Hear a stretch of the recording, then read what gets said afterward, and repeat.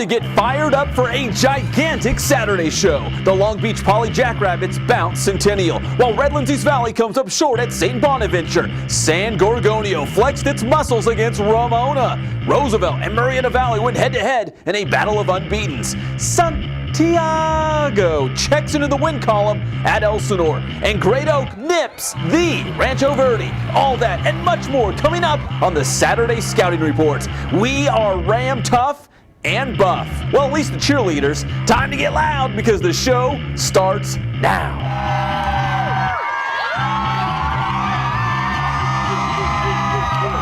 Welcome to a very busy week 2 of the high school football season. We've got nearly 20 games to show you, and if you don't see your school in the show, have somebody email us video clips from that game. We'd love to have you be a part of the Saturday Scouting Report. My good friend Aaron Plunkett and his crew at College Level Athletes coming through with the Centennial versus Long Beach Poly action. They always do a great job. The Huskies offense has been so dominant this year, just like last season. Quarterback Robert Weber tossed 3 touchdown passes, but running back Trey Watson was held to just 48 yards on the ground. As a team, Centennial was held to under 300 yards of total offense. That is well below its average. The Huskies led 28-21 in the fourth quarter, but Long Beach Poly would tie the game and then score the eventual game-winning touchdown with about a minute and a half to play. Poly edges Centennial 35-28, the final score. Thanks again to collegelevelathletes.com. Centennial was coming off a shootout win versus St. Bonaventure. Redlands East Valley getting a crack at the Seraphs in week 2.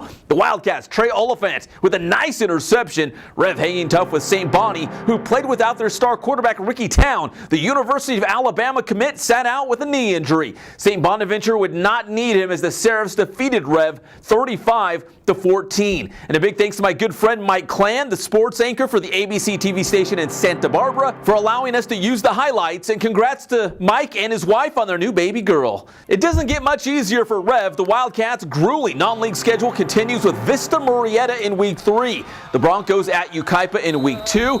Already up 7-zip. Colton Gerhardt 11 yards to Jamie Nunnally for the score. And then later in the first quarter, Gerhardt takes off. You know he can run. 67 yards to the house. 21-zip Broncos in front. Now we move to the second quarter. Gerhardt tossing this one 6 yards to Dominic Marmolejo. That was 28-0. Vista Murrieta leading the Broncos. Still in the second quarter, Keith Ford checks in with another touchdown run. Vista Murrieta goes on to a big win on the road at Yucaipa. Now Yucaipa will look to bounce back against a very good San Gorgonio squad. The Spartans at Ramona on Friday. First quarter, Spartans quarterback Tahir Rashid Mills finds Nathan Meadors for the touchdown. And then later, Dante Finney gets the call and scampers to the paint for another San G TD. So many weapons on this San G squad. Next up is Alvin Bibbs checks in with the touchdown here for the Spartans. Later in the first half, Rashid Mills calls his own number. Spartans, prepare for glory.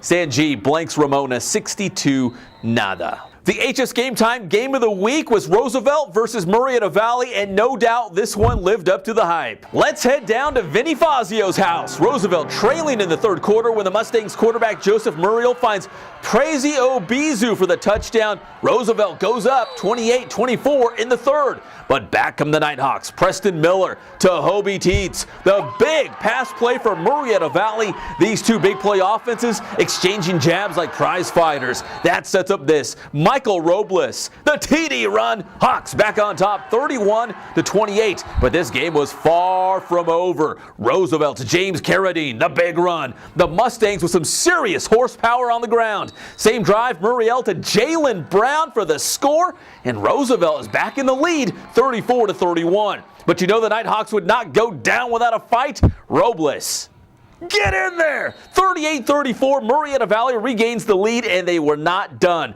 Robles breaking off a big run, picking up yards the hard way. That sets up this. Jordan Silva, wearing number 90 in your roster. He's got the touchdown, and Murrieta Valley pushes its lead to 45-34. Roosevelt battling to the final horn, looking for the end zone, but here comes Lafayette Waters with the INT. Murrieta Valley wins 45-34. Now it's on to the Rancho Verde at home for Great Oak and the Ray Lewis dance. Get you all fired up. First play from scrimmage, Nick Fisher for the Wolfpack going 69 yards through the paint, 7-zip Great Oak, and we were just 14 seconds into the game. Back the other way, the Rancho Verde's green-eyed dragon, Keyshawn Slaughter, coming up with a nice run here for the Mustangs. Later on that same drive, Sharon Jones hooks up with Cedric Peterson on the touchdown strike. There he is right behind the zebra. This game would quickly turn into a shootout. The Wolfpack's Dimitri Felton, he's going to go 36 yards on this scoring scamper, and Great Oak regains the lead 14-7. And the Wolfpack cheerleaders after the scores, knocking out push-ups. Must have the biggest biceps around. These girls are buff. Wolfpack also playing some defense in this one. Kevin Knight, a great day to be a Knight. With the sack here for Great Oak. But the Rancho Verde would answer with a big defensive play of its own. Isaiah McGraw coming up with the pick for the Mustangs. And that would lead to this. Jones to Tyler Washington on the touchdown strike. You could tell it was going to be a shootout from the very start, and Great Oak goes on to win 43-42 in overtime. The Wolfpack will now get Heritage. The Patriots were on the road at Beaumont and get to know Heritage quarterback Brett Virgil. He finds Chris Nile for the touchdown, and then later it's Lima Hifo getting the call and some help around the end from Matthew Palmer for another TD. The Patriots also bringing it on defense. Sione Tahquitz lowers the boom on the big hit. We join Heritage now on offense. Virgil to Reggie Murphy. The Patriots clicking on all cylinders in B-City. Now we've seen Virgil can throw. He can also run. Oh yeah. Takes off on this play, weaves back through traffic, and nobody will get him. Virgil with another Heritage touchdown, and the Patriots pulling away against Beaumont. And when the Cougars were close to punching it in, Heritage's defense stepped its game up. Palmer jars the ball loose, and Hifo follows up with a big hit. Heritage looking good heading into that big game with Great Oak. It's Virgil to Erod. Evan Rodriguez for the score. Heritage rolls 49-13. Paloma Valley, you're up next. The Wildcats at home for West Valley. Early in this one, sophomore DeMarco Pruitt gets it cracking. The beginning of a huge night for Pruitt. He goes in for the score. Later, it's my boy, Bebo. Brent Bohm finding R.J. Benz for another Paloma Valley touchdown. Now check out this play. Pruitt with the carry and heaves the halfback pass to a wide-open Fred Lundy. All alone and into the paint. Touchdown, Wildcats. Paloma Valley going strong against West Valley. The Mustangs, though, they would battle. They punch in a touchdown here on the QB keeper, but the Wildcats would not be denied at home. It's Pruitt. You can do it! 211 yards on the ground, 4 rushing touchdowns, 1 through the air. Paloma Valley rolls 56-12.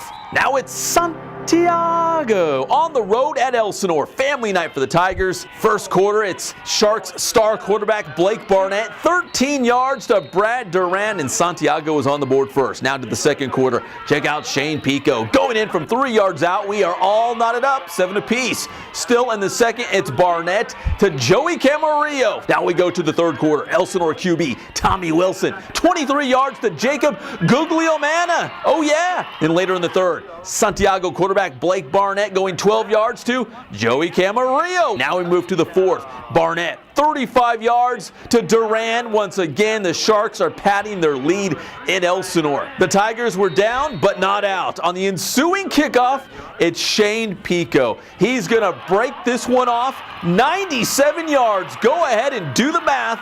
All the way back for the touchdown. Makes it 28-21. The Tigers within 7. But later in the fourth, the Sharks put this one away when Camarillo scores his 3rd touchdown of the game, and Santiago gets win number 1, 35-21. Elsinore will take on Temecula Valley in week 3. The Golden Bears battling Lakeside on Friday. Pick things up in the first quarter with Kyle Plantier getting the plays on the headset, and then it's time to execute. Plantier connects with tight end Greg Jensen and gives the Golden Bears a 7-zip lead. Still in the opening frame.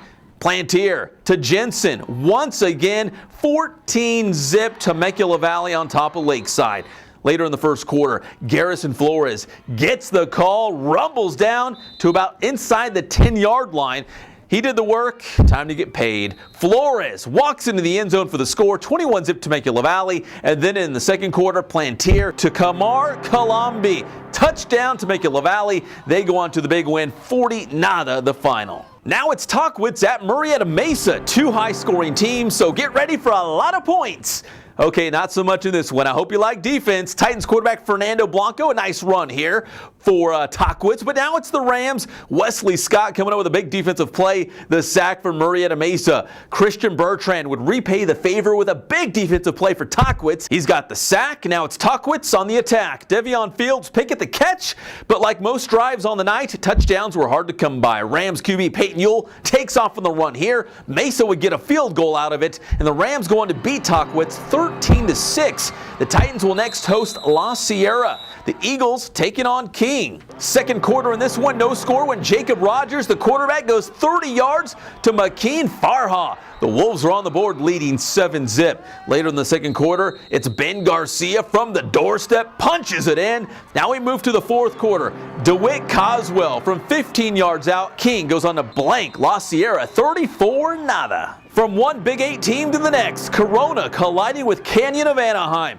Tristan Beck, the quarterback for the Panthers, finds Alex Reynoso on the 5-yard score. Later in the second, it's Austin Vanderkallen. 37 yards for the field goal. Buries it. That makes it a 14-10 ball game. So the Panthers hanging around, but this play would hurt. The pass intercepted by Canyon's Tommy Kramer. He takes it back for the pick six. Canyon defeats Corona 45-17. Jurupa Hills versus Canyon Springs at Vista del Lago. The Spartans using play cards. Cam Newton, some bling bling, pancakes, Matt Kemp, the planet Venus. Completely makes sense to me. Jurupa Hills down 15-6 in the second quarter, looking for a touchdown, but the Cougars' Maxwell Perry comes up with a pick in the end zone. The Spartans looking for some defensive stops. Tyler Drake leading the way on this loss. Big play for Jurupa Hills. Then off the exchange, a fumble. Canyon Springs recovers, but Cameron Howard is there for Jurupa Hills. The Spartans would get the ball back. Aaron Banks breaks off this big run to get the chain gang moving for Jurupa Hills.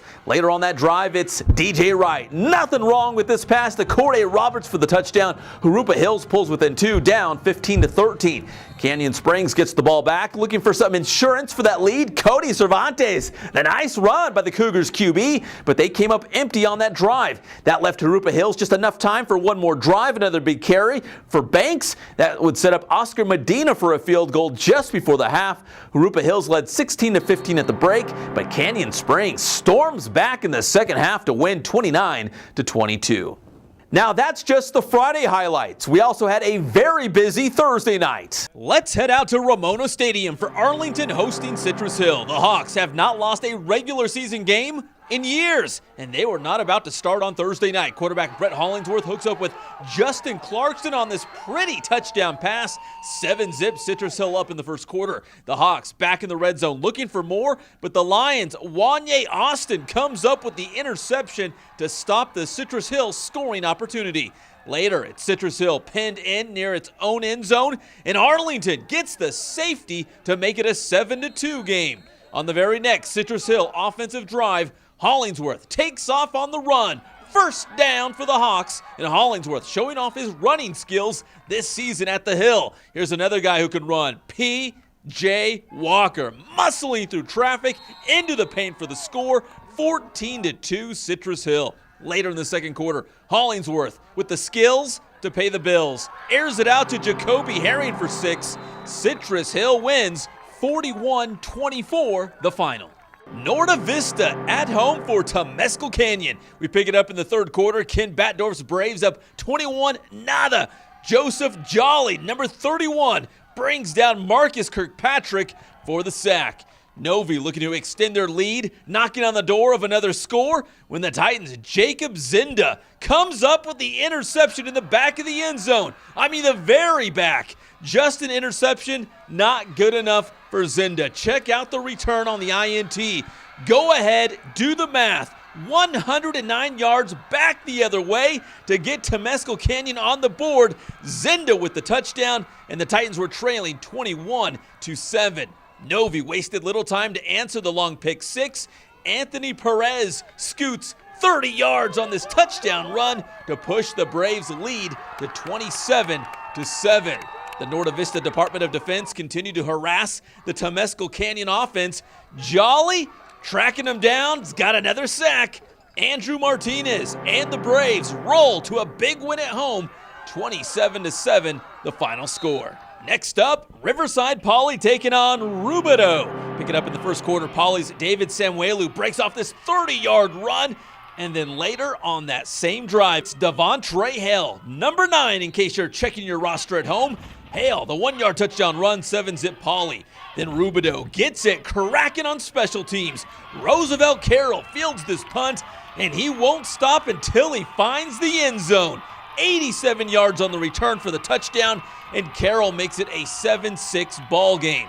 Later in the second quarter, Poly quarterback Chandler Droxlin goes 9 yards to Mitchell McLaughlin for the score, 14-6, Poly on top. Later in the second frame, Droxlin strikes again, 33 yards to Akili Ross, and 21-6, Bears in front. Rubidoux looking to battle back before the half. Jalen Pontius, 35 yards to Jordan Olson, and that would set up this. It's Marvin Carroll, 1 yard on the TD, 21-13, Poly still on top, and the Bears would add to their lead before the break. Droxlin fires this 30-yard touchdown pass to McLaughlin as Poly led 28-13 at the half. To the third quarter now, the Bears' Ross rips off this 10-yard touchdown run. Poly goes on to win 45-19. So it's the Redlands Terriers at Los Osos looking for win number 1 this season. Los Osos scored first on a Jason Crane to Deron Burton 34-yard touchdown pass, weaving and bobbing in for the score. 7-zip Grizzlies in front. Zach Lindsay with the 2-yard score, but Redlands misses the extra point, trailing 7-6. Later, it's Los Osos going for the end zone. Malik Page with a great shot at the interception for Redlands, but the Grizzlies, Caleb Rep comes down with it for a touchdown. Los Osos scored 28 unanswered points before the Terriers found the end zone midway through the fourth quarter. It's Crane to Rep for this jump ball touchdown. Los Osos defeats Redlands 35-14. The Terriers fall to 0-3. And the biggest little game on Thursday night, East Valley Division powers, Linfield Christian and St. Margaret's battling. Rizier Wilkins with a tough run to the paint here for the Lions, and he gave Linfield Christian the early lead, 7-0. Later at St. Margaret's on the doorstep, but Linfield Christian gets the big defensive stop near the goal. Dallas House recovers the fumble for Linfield Christian. The Lions looked like they were ready to pounce on the visitors from St. Margaret's, but Linfield Christian would fall by a final score of 23-7.